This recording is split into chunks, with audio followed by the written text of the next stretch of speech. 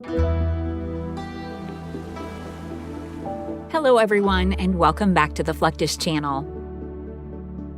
From the earliest days of commerce, companies and individuals alike needed a way to transport goods from one place to another. Ships were the best option back then, just as they are today. These large boats could carry thousands of pounds of products, move relatively swiftly, and travel to ports worldwide. Over time, these smaller vessels evolved into today's container ships, which can carry tens of thousands of containers and loads of advanced equipment.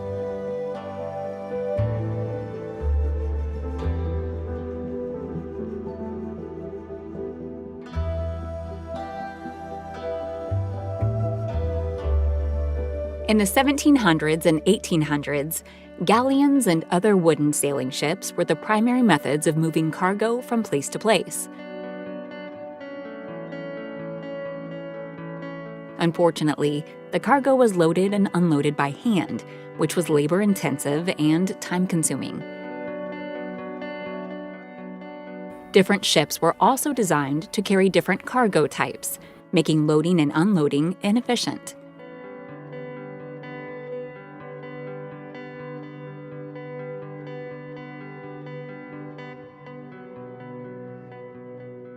Also complicating matters were the poor conditions aboard these older ships.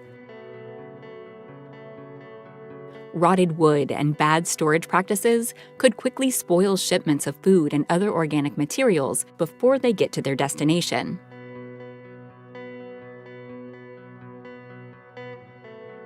Fortunately, in the 1950s, a trucking entrepreneur named Malcolm McLean devised an idea to standardize containers.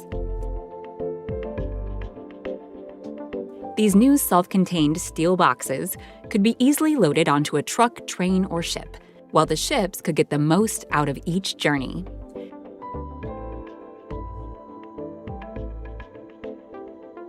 McLean's company, Sealand Service, soon launched the first container ship, the SS Ideal X.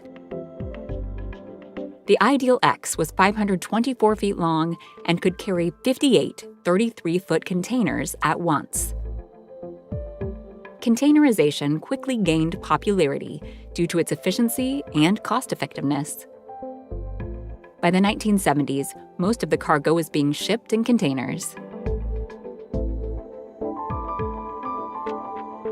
Container ships became more extensive and specialized, and special container terminals and cranes were installed at ports to better accommodate them.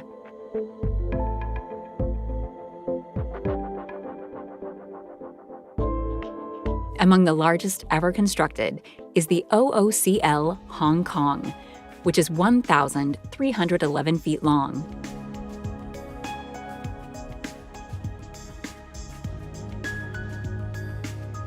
And can carry 21,413 20-foot equivalent containers.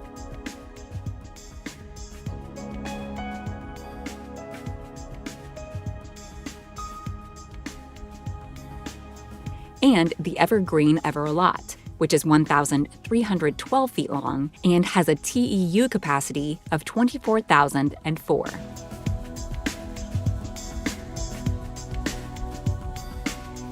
The latter ship is owned by Evergreen Marine, a Taiwanese shipping giant with more than 150 cargo vessels in its fleet. Of these, 9 are in the same class as the Everalot, Class A. Despite their immense size, the Evergreen Class A vessels are typically crewed by just 20 to 25 people, consisting of a captain, officers, engineers, and other workers.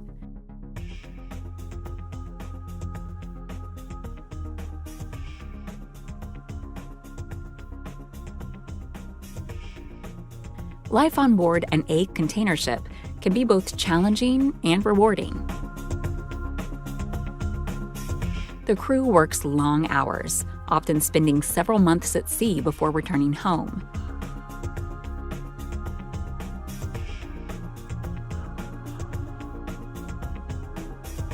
To To make them comfortable, the shipbuilders installed a variety of amenities. These include well-appointed lounge areas, lively crew quarters,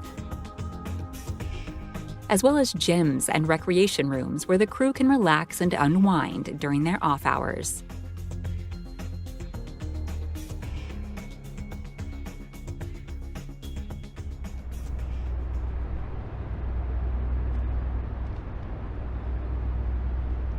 Another well-known company in the global shipping industry is Maersk, based out of Denmark.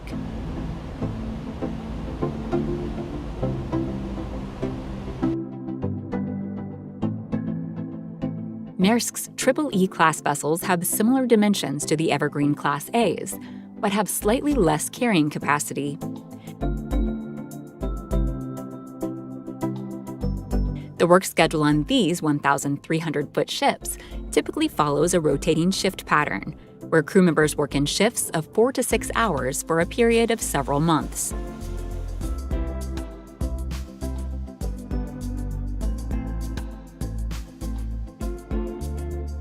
Nearly all the onboard space is dedicated to the storage containers.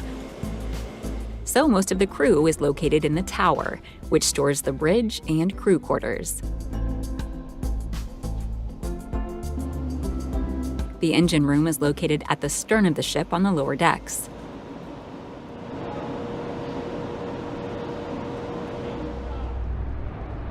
Those working on the deck are typically charged with checking the lashings and inspecting the cargo containers regularly.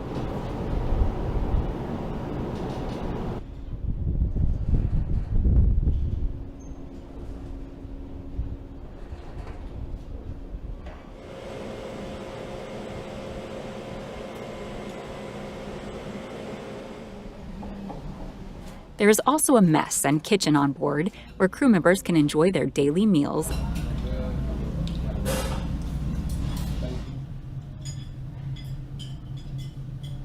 and facilities for properly disposing of food and other waste.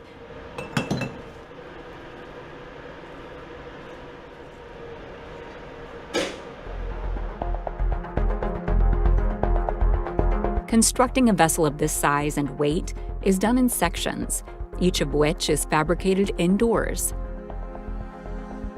The bulk of the assembly is accomplished inside a dry dock using specialized heavy lifting cranes.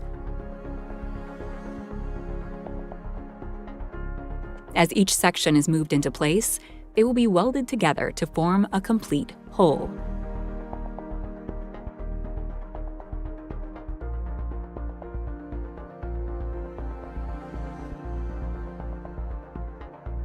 Though the deck of a container ship may appear flat, it is actually made up of multiple cargo chambers hundreds of feet deep. These are where most of the cargo containers are stored during transport, though several thousand will also sit above the deck line. Once the whole of the ship is complete, the tower and crew quarters will be added. Next, the ship's equipment is installed. This includes the engines, propellers, rudder, steering gear, and other mechanical and electrical systems. The final stage is the installation of the crew quarters and other interior furnishings.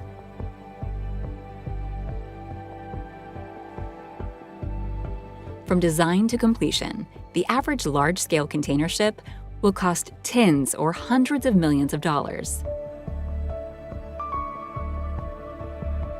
To ensure they operate as intended, companies like Maersk will put each new vessel through a battery of tests, known as sea trials. During this process, the ship is put through a series of tests and drills to ensure it is seaworthy and ready for service.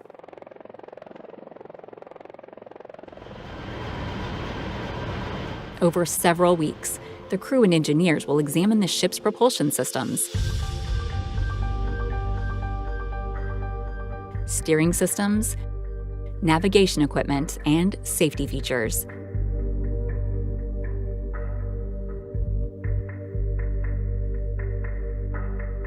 The ship's engines will be tested at various speeds and under different loads to ensure they operate correctly. Meanwhile, the steering systems will be tested to ensure the ship can maneuver safely in all conditions.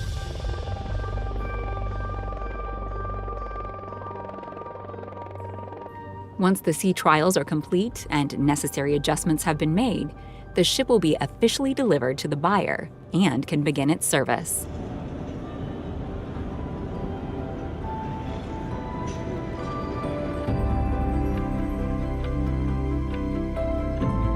All around the world, hundreds of billions of dollars worth of port infrastructure have been installed to allow container ships to do their jobs.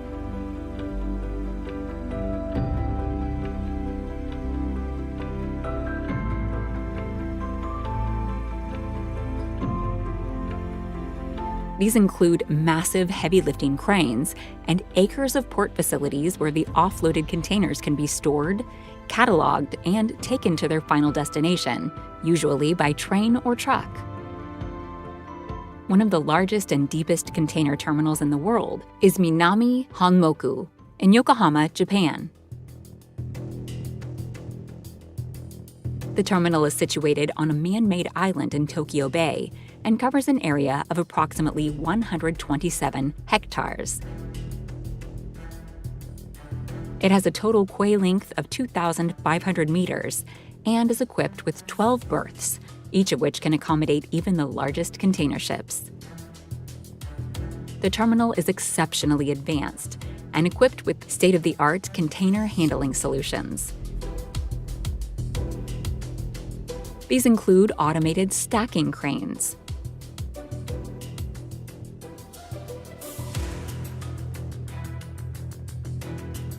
automated guided vehicles, and a computerized management system. This allows for quick and efficient loading and unloading of containers, helping to minimize turnaround times for ships.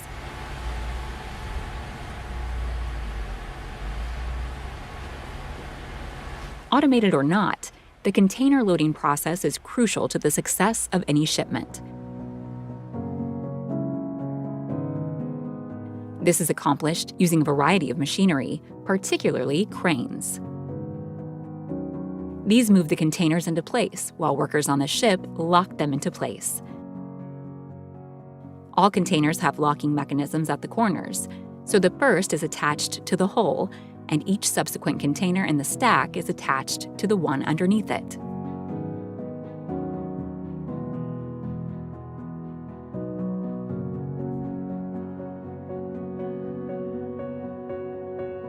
Once each stack is complete, it will be further secured with lashing equipment such as chains, cables, and turnbuckles.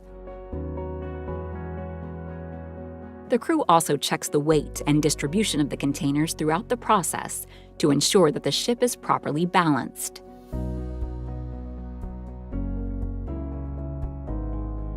Upon arrival at the destination port, the ship is positioned at the dock, and the cranes begin unloading the containers.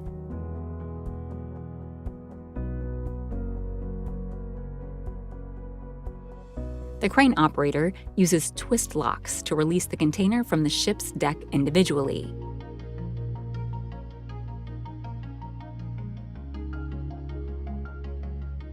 This requires a lot of care and organization not to damage the rest of the stack.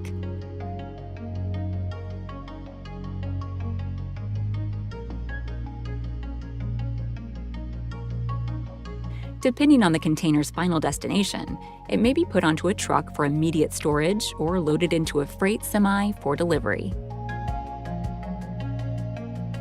In many cases, ports like these will be constructed near railway stations, allowing the cranes to place the containers directly onto flatbed cars for immediate shipment.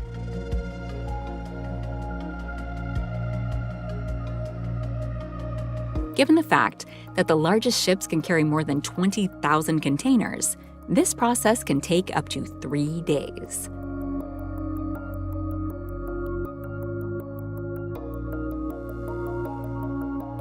That's the end of this video. I hope you enjoyed it. Make sure to subscribe to this channel so you don't miss any of our new content. See you next time.